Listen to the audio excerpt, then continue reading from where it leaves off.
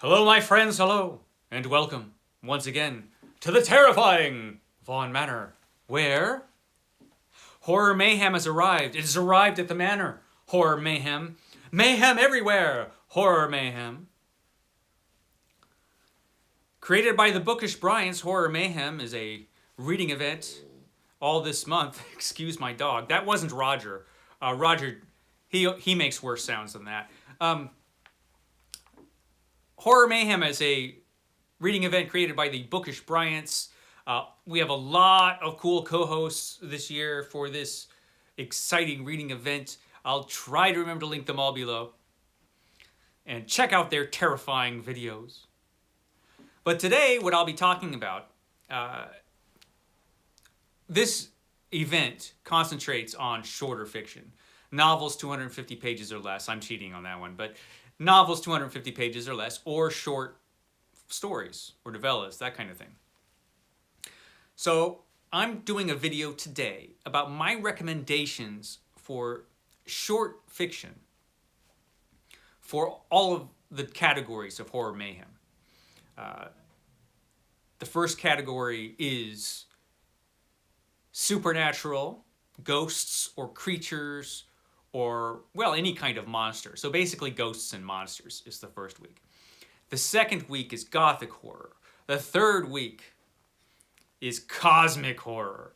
The fourth week is folk horror. And so I've come up with stories to recommend you for all of these weeks. So they're all in the public domain. They should be easy to find. Now, if I had a brain in my head, which I obviously don't, but if I had a brain in my head, I would have thought of this earlier. I would have come up with texts for all of these stories since they're in the public domain. I believe they all are.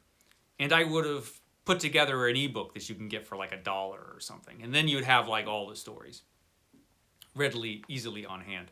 But I didn't think to do that. But they are pretty easy to find, all of these, I think. So let's talk about them. Let's talk about these short stories. So this week is the Ghosts and Monsters Supernatural Horrors week. I've come up with 4 stories for this week because it's a big week. The other weeks, I've got 3 stories each. But for this week, you know, since we're dealing with monsters and such, we're going to start off with the most classic of classic monsters, the vampire. And the story I'm recommending to you is Carmilla by J. Sheridan Le Fanu. Carmilla, which was a story that originally appeared in the book In a Glass Darkly by Sheridan Le Fanu. And it's a great story. The classic vampire story, probably, about a young female vampire and her friend and their relationship. It's a great vampire story and tremendously influential. It had a strong influence on Bram Stoker when he wrote Dracula. And it probably has influenced a bunch of other vampire stories since. And a bunch of movies as well. It's either been adapted into movies or it's influenced movies, this story. It's a very influential story. Carmilla. And I highly recommend it. Great, great vampire story. So the next monster we're going to be talking about is werewolves. And the first story that popped into my head was by Robert E. Howard, Wolf's Head, by Robert E. Howard. Great, great werewolf story. I'm not going to give away the plot on this story, because it's a short story. You talk about any of these too much, you give away the whole game. But I do want to say that I've seen the plot of this story used in movies and in comic books and in other stories. So obviously this story has had an influence. Wolf's Head by Robert E. Howard. It's a dynamite werewolf story. It's a different werewolf story than you might read nowadays. This was written a long time ago, but for the pulp magazine Weird Tales. But excellent, and it was exciting, fast-paced story. It's Robert E. Howard, the greatest pulp writer of all time, Robert E. Howard. So, you know, it was hard for him to do a story that wasn't fast-paced and exciting, and this one is. This one moves right along. A great, great werewolf story. Wolf's Head by Robert E. Howard. Let's move on to mummies. Now, Not all mummies are bad. Some mummies are nice fellows and, only strangle people once in a while, you know. And when they do, they dispose of the bodies themselves. They don't ask you to do it, at least hardly ever. So, mummies could be all right, but the mummy in this story, kind of creepy, by Sir Arthur Conan Doyle. This is the classic mummy story, lot number 249. Lot number 249. Not a terrifying title, but kind of an eerie, creepy story. And if you've got an anthology of mummy stories, this story's probably in there. It would be insane to have it not be in there, since this is like the classic mummy story, Lot 249, by Sir Arthur Conan Doyle. Sir Arthur Conan Doyle, the creator of Sherlock Holmes, so this guy can write a story, and this is a good story. Yeah, you can't talk about mummies without talking about this story. So yeah, I highly recommend it. A great creepy little story, especially if you like mummies. And who doesn't like mummies? They're awesome. So that was that. But to end this category this week, you can't do a category like this and not talk about ghosts. Ghosts. Gotta talk about ghost stories. And the king of the ghost story was M.R. James. If you have not read M.R. James, read M.R. James! My respect for this writer just gets stronger every year. He's a tremendous writer of supernatural stories. His ghost stories are fantastic, and his ghosts and his supernatural creatures which haunt his stories are terrifying.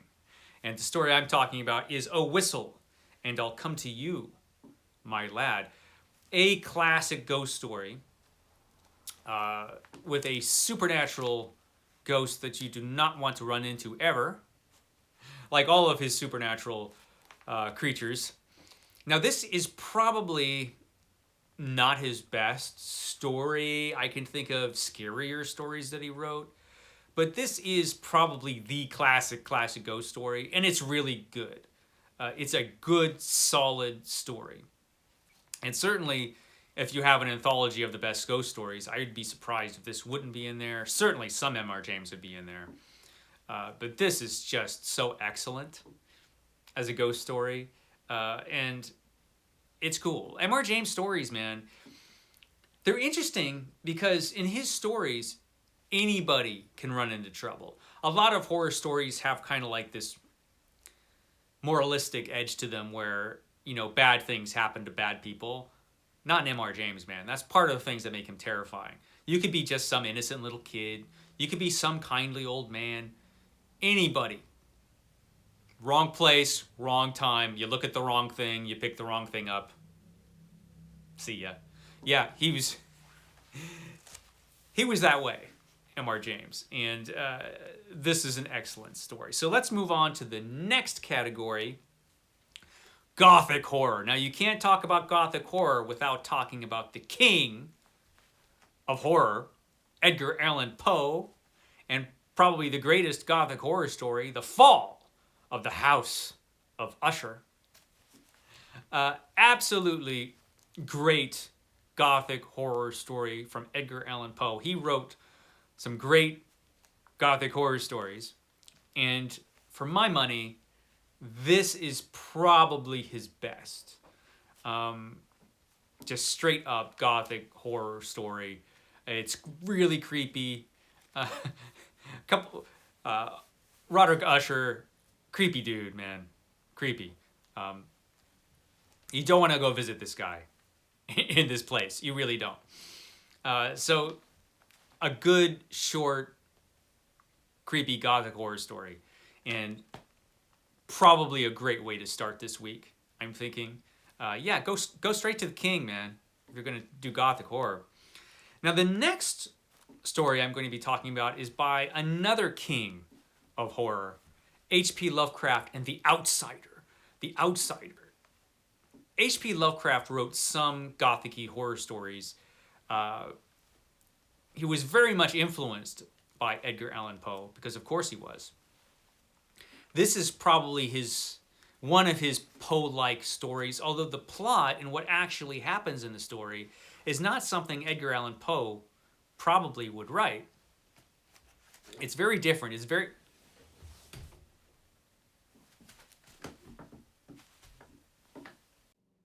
You okay in there, Roger? I'll get you some coffee or something, man. Obviously, you're pretty sleepy. Yeah, don't worry about it, man. Sorry about that. I don't think I'm that boring, am I? I just put this guy right to sleep. Okay, where was I? We were talking about Edgar Allan Poe. Well, I guess that's all I'll talk about. No, we were talking about The Outsider. I barely started. So The Outsider by H.P. Lovecraft, who I guess doesn't entertain my friend Roger over there. So The Outsider by H.P. Lovecraft. Very creepy story, very gothic, but very different from Poe, and yet kind of feels Poe-ish, if you get what I'm saying. One of H.P. Lovecraft's best non-Cthulhu stories. Great ending, too. It's dynamite ending. Excellent. So, yeah, The Outsider. The next story I'm going to be talking about is from that other king of horror that you may know from Dracula, Bram Stoker and The Judge's House. The Judge's House. Another little creepy story, The Judge's House. Trust me, you don't want to go to The Judge's House, man. You don't want to. It's okay to visit in a story, though. But even then, it's a little creepy. Yeah, The Judge's House, man. Yeah. Bram Stoker, you know, his novels, to say the least, are a little hit and miss. Dracula was by far the best thing that he did as far as novels. His other novels have their defenders and their detractors. I kind of think Bram Stoker was probably better than some of his critics want to say that he was. And certainly his short stories were really good. This story is from a collection originally from a collection called Dracula's Guest and Other Stories.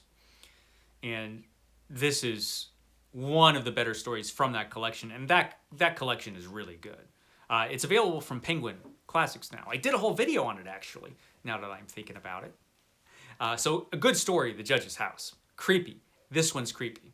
So that was Gothic. Let's move on to Cosmic Horror, where, of course, we're going to be talking about H.P. Lovecraft again. He did not create Gothic Horror. Cosmic Horror. But he kind of gave it an identity. It existed. He recognized it as something unique and different, and he went all the way into that line, Cosmic Horror.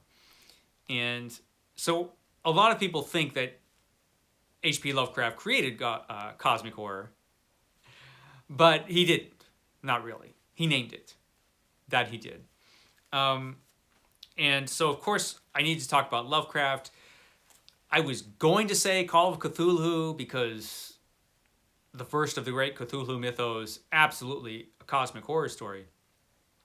But I think what captures the essence of cosmic horror a little bit better than that is The Color Out of Space. The Color Out of Space, absolutely cosmic horror. Great story, A Color Out of Space, about a meteor that crash lands near an isolated farmhouse that is inhabited by a family. And the meteor, of course, since this is a Lovecraft story, has something horrible that comes along with the meteor, riding the meteor. A cosmic horror has arrived on the planet Earth next to this poor farmhouse, and terrible things happen. Terrible things. I know. I have horrible creatures here in the manor. Speaking of horror mayhem. So that was the first entry for Cosmic Horror. Let's move on to the second. Now this is one of those stories that isn't as well known for some reason, even though it is written by Sir Arthur Conan Doyle. Again, another story by Sir Arthur Conan Doyle. This is The Horror of the Heights. The Horror of the Heights. Now, this was written pretty early on when people, back in the days when people were first starting to fly in airplanes at high altitudes. They were just starting to do that. And so a lot wasn't known. And Sir Arthur Conan Doyle imagined, what if there's something up there beyond the clouds that we can't see from here, but there's some sort of horrific life up there that we are only now discovering back then, because we're flying airplanes real high now. And what if you fly up there to where those things are? What might happen? It's, of course, we know those things aren't there, but back in those days when this story was written, you didn't know that. And so, I mean, it's unnerving to read this story now. It's kind of a creepy idea now. Imagine what it was like to read this thing back then. It is an absolutely creepy idea, and not everybody maybe would consider this a cosmic horror story, but I very much think so. I very much think The Horror of the Heights is cosmic horror. What, you don't agree? Oh, heaven forbid somebody walk by the house. Anyway, that was The Horror of the Heights by Sir Arthur Conan Doyle. Now we're going to be talking about one of the creepiest stories ever by Guy de Maupassant. And this is The Horla. The Horla by Guy de Maupassant. This story is so creepy. About an invisible thing. What is it? We don't know what this is, but it's creepy as all hell. This invisible monster and, you know, what goes on with it in The Horla is... The Horla is a creepy, creepy story. Again, it's a short story. I don't want to go into the plot because it's a short story. And you want to go into this thing pretty fresh. Just know that The Horla, whatever it is creepy as hell. And I think very much that it is a cosmic horror story, The Horla.